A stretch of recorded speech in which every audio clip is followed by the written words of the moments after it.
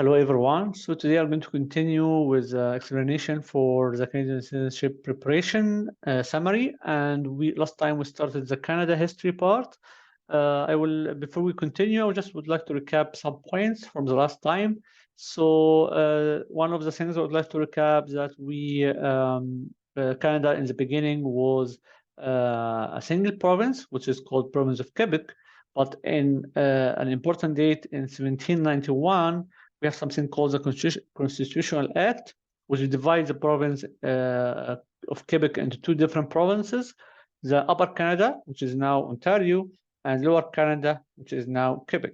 Okay, but later on 1840, again, the two provinces has been merged into a single province, and it was called Province of Canada. Okay, so we ended up last time with this event in 1840. And to continue, we are going to start with the first event, which happened in between 1847 to 49. And this is good information about the first colony to attain a fully responsible government, which was actually Nova Scotia. So the first colony to have a responsible government, a complete government of a way of ruling the colony, was Nova Scotia. And we have an important person here, and as we said, we just focus on the last name, Fontaine.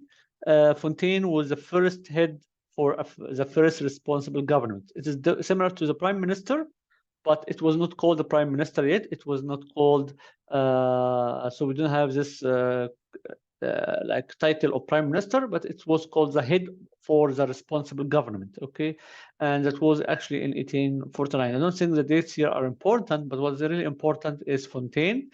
It's actually the first head of a responsible government, and this responsible government was actually happened in Nova Scotia.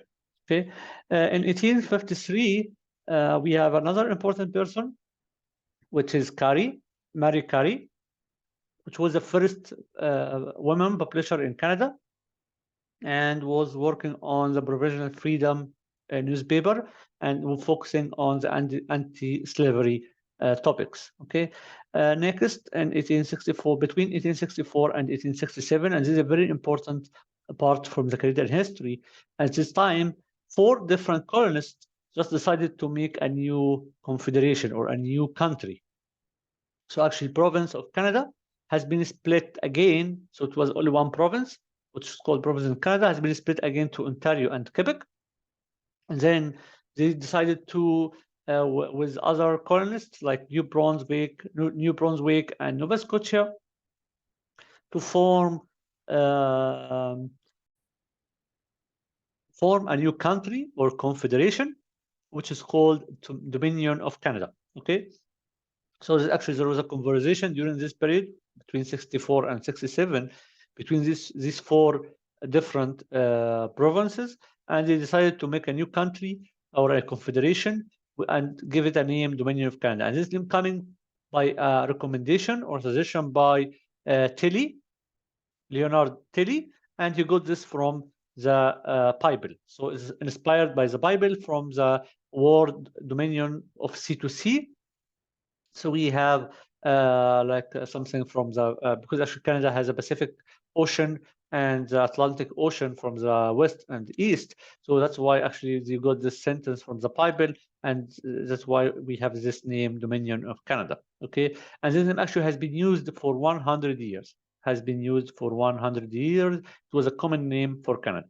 Okay, then the most important date, which is 1867, the actual confederation has been announced globally to the world. So now it is known by Dominion of Canada, and they have merged to be one country through the British North American Act. And this happened actually in 1st of July of 1867, and that's why we celebrate every year on 1st of July with the Canada Day, because this is the actual formation of our country, Canada. And the last, or another important piece of information to know, is the last province that actually joined the confederation is Nunavut, and it has she joined the confederation when in 1999.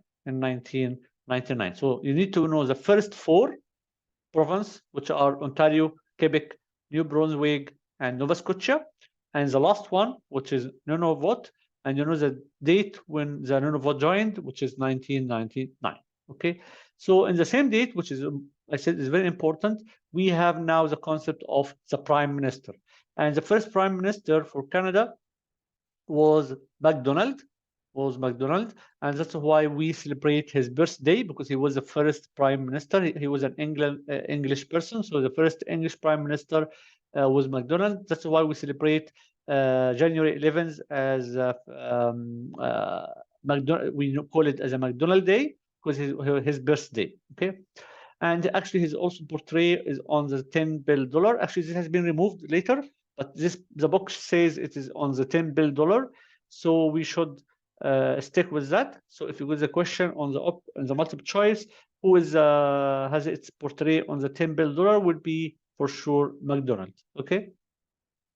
Another important person also who helped a lot in the Confederation was Cartier, and he is a railway lawyer, and he has a great impact to convince Quebec to join the Confederation. So to join the Confederation. Okay.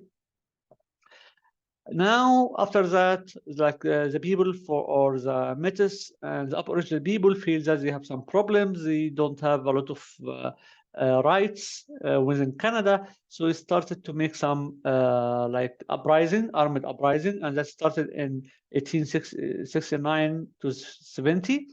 And it was actually started by Riel. He made an armed uprising and seized a place called Fort Garry, and actually Canada was able to retake this Fort Garry, and in this place they established a new province which is called Manitoba. Okay, and MacDonald said, okay, as we have some armed uprising, we may need some forces or some police service to protect Canada. So he established the first police, and it was called in the beginning Northwest Mounted Police, which nowadays we call it RCMP, Royal Canadian Mounted Police. Okay, and in 1885. So actually, during this time when Canada, in 1870, when Canada actually take back Fort Garry, Riel just escaped to United States, and he make another trial in 1885 to make a repetition, and this actually his second trial.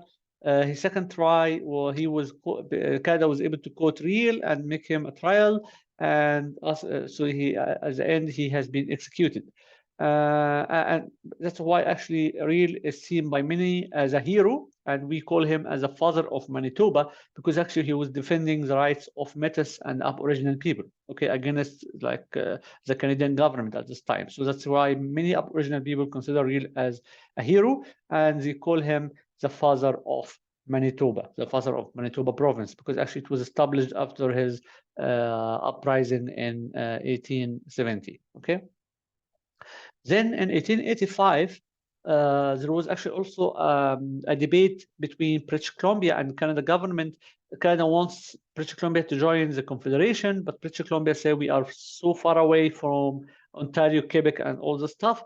So the Canadian government promised to build a railway between British Columbia and to the other side, to the Atlantic Ocean.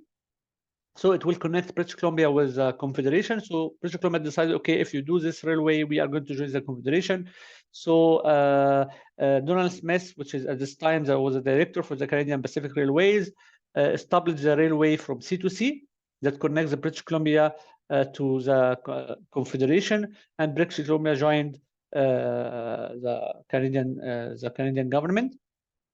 Okay, and this railway was built by the European and Chinese people, and after that, when the Chinese people finished the railway, Canada has done some very bad things. They just say, okay, we don't want Chinese anymore in our country, and they make something called head tax, which is a risk-based entry fee. So if any Chinese would like to enter British Columbia, he has to pay this a race-based entry fee, which is just for Chinese. That's why we say it is a race-based, and Canada knows that this was not good, and they apologized back in 2006 for Chinese people. Okay, for sure we don't have this anymore. Okay, another important person here is Wilfred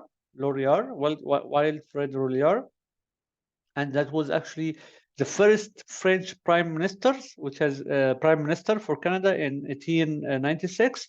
That's why we, as we have the first English prime minister, MacDonald, we also consider this one as an important person for Canada because he was the first French prime minister. And his portrait, you can find his portrait on the $5 bill, okay? Between 1899 to 1902, I don't think these dates are very important. There was a 7,000 Canadian fight in the South Africa War. This war called Boer War, and from the 7,000, we have 260 died in this war. I don't think this war is not important. We have 3 very important wars. The first one we spoke about last time, which is Plains of Abraham, because this one actually was the end for the French Empire. It was the end for the French Empire. Okay, and then we are going to speak about the 2 other very important war, which is the First World War and the Second World War. Okay, and the First World War, which we start today, it was between 1914 to 1918. So it was for 4 years. It started at 1914 and ended at 1918. Okay, and it has started by the British Army just declared war against Germany, and for sure, as Canada is part from the British Empire at this time, so they decided to participate in the war, and they participated by 600,000 out of 8 million in this war, and this is very important. So you have to know the number. So you know don't care about the 8 million, but know that how many soldiers or Canadian soldiers participated in the First World War, which is 600,000, from which actually 60,000 died. So this is very important. So how many participated and how many died in the First World War? So 600,000 participated, out from which 60,000 died, 10%. Okay. In 1917, the most important battle for Canadian troops was the Vimy Ridge, and Canada was able to capture the Vimy Ridge from the German army. And this battle has made a very good reputation for the Canadian troops, and they were called from this time the shock troops for the British Empire, and this is why Canada actually celebrate the Vimy battle in April 9 of every year, which is called in our Canadian calendar the Vimy Day. So it's referred to for sure the Vimy battle in the First World War. Okay, and the war has been ended in 1980 on November 11. And from and remember, you have the very special date, which is called the Remembrance Date in Canada. We celebrate the Remembrance Date in Canada in November 11th, just to remember the people who sacrificed their life in the First World War and any other war after that. So this is November 11 is the Remembrance Day, and we're going to speak about it later for sure. Okay, so it is not important to know how many wounded in the war, but it's important to know how many killed. So sometimes it comes in the multiple choice. How many killed or how many participated in the war. Okay, and so the Canadian troops at the First World War was under the command of Curie, and Curie is considered the Canada's greatest soldier, because actually he was the command for the Canadian Army during the First World War. Okay, so we are done for today for the second part for the Canada's history, and we will continue next time. So thank you very much and see you next time. And have a great day. Bye-bye.